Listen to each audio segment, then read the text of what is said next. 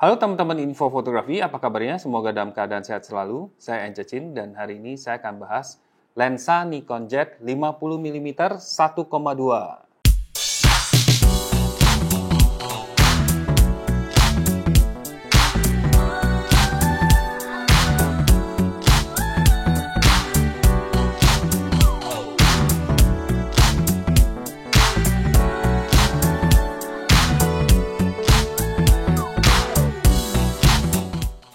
Lensa 51,2 ini merupakan suatu kebanggaan bagi Nikon.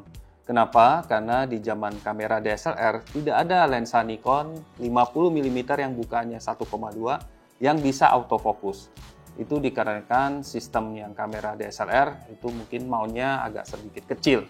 Sedangkan di Nikon Z ini sistem kamera mirrorless yang cukup baru, yang baru dirilis 2018 ya kemarin, itu maunya gede, jadi mudah sekali untuk membuat lensa-lensa yang bukan besar.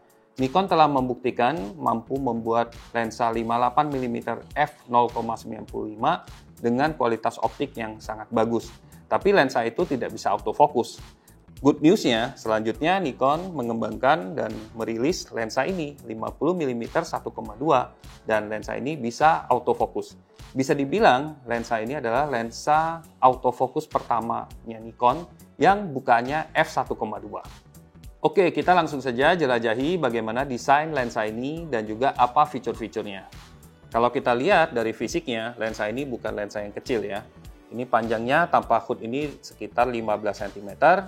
Filternya 82mm, ya tergolong cukup besar untuk yang profesional, dan beratnya itu 1 kg. Ya, jadi sedikit lebih berat dari kameranya sendiri yang saya pasangkan di Nikon Z7 II. Nah, kalau kita lihat dari fiturnya, ini cukup lengkap nih. Memang Nikon ini tidak tanggung-tanggung memberikan fitur. Contohnya, dia memiliki control ring. Nah, control ring ini secara default ini untuk mengatur aperture ya. Jadi misalnya kita mau ubah bukaannya dari f1,2 ke f2 dan selanjutnya ini bisa lewat control ring.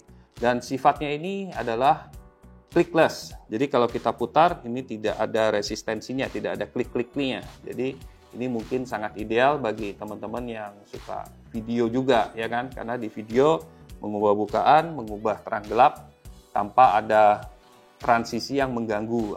Jadi gradasinya bisa sangat mulus. Selain itu kalau kita lihat yang barel yang gede ini adalah untuk manual fokus, bukan untuk zoom karena lensa ini adalah lensa fix ya, tidak bisa zoom. Dan ada tombol. Di sini ada 2 tombol di samping kiri lensanya, yaitu ada display. Nah, ini juga unik di lensa Nikon ini, yaitu dia punya layar kecil. Layar kecil ini akan menampilkan bukaan yang sedang aktif ya. Ini cocok kalau teman-teman lagi motret tapi kameranya diletakkan di low angle sehingga dengan cepat teman-teman bisa tahu bukaan apa yang aktif. Jadi mengurangi kesalahan ya dalam memotret atau merekam video. Kalau kita pencet lagi displaynya itu, nanti dia bisa muncul informasi yang lain seperti dia memunculkan jarak fokusnya. Jadi lensa ini sedang fokus kemana, ini ditunjukkan. Dan kalau kita padukan dengan control ring, kita bisa melihat depth of field atau ruang tajamnya itu mencakupi berapa jaraknya. Jadi dari berapa meter sampai berapa meter. Nah, ini cukup handy ya. Dan kemudian tombol yang di satu lagi yang di sampingnya ini namanya LFN, function button. Ini secara defaultnya berfungsi untuk focus lock, untuk mengunci fokus ya di suatu titik tidak, supaya dia tidak bergerak-gerak lagi fokusnya.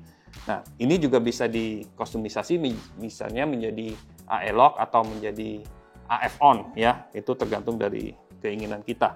Dan ngomong-ngomong soal control ring ini juga bisa kita ubah fungsinya menjadi exposure compensation atau menjadi ISO. Jadi tergantung dari bagaimana shooting style kita bisa ubah sesuai keinginan ya. Tentunya teman-teman penasaran tentang kualitas gambar yang dihasilkan oleh lensa ini.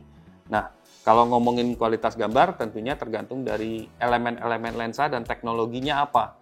Nah, di Nikon 51,2 ini menggunakan teknologi coating lensa yang terbaru dari Nikon, yaitu Arneo Coating dipadukan dengan nano crystal coat yang terkenal sekali di era lensa-lensa DSLR yang topnya Nikon, dan juga super integrated coating.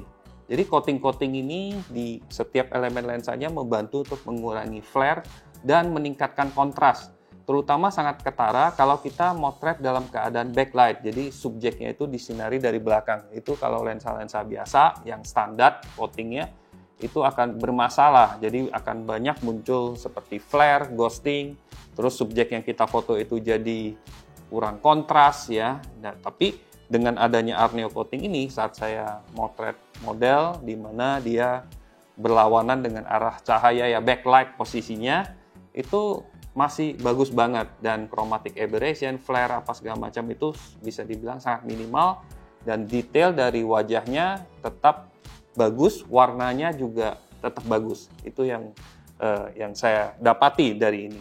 Nah, tentunya elemen-elemen lensa ini juga spesial ya, karena kita lihat gede banget ininya.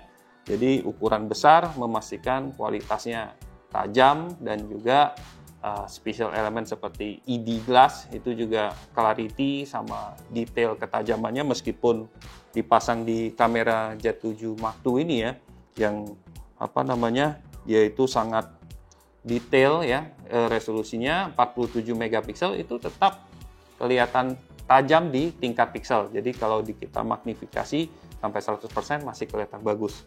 Nah, ngomongin soal ngambil gambar ya, tentunya ya motor fokus lensa ini juga menentukan ya, karena kalau kita pakai lensa autofocus kemudian mengandalkan face and eye detection, kalau misalnya dia fokusnya ngaco ya itu otomatis banyak gambar yang mungkin tidak bisa digunakan karena tidak fokus di mata. Nah, setelah saya coba motor fokus yang di lensa Nikon ini, saya cukup gembira melaporkan bahwa autofocus motor yang ada di lensa ini cukup mulus, karena dia menggunakan stepper motor ya, jadi untuk foto dan video cukup mulus. Bukan yang tercepat mungkin ya, tapi dia sangat akurat sekali, itu yang paling penting. Jadi saat saya foto close up, untuk foto ke face-nya misalnya, perbesar di bagian matanya, dia fokusnya itu ke iris matanya, jadi bukan ke misalnya bulu mata atau hidung, jadi itu cukup menggembirakan. Itu penting banget kalau kita pakai yang f1,2.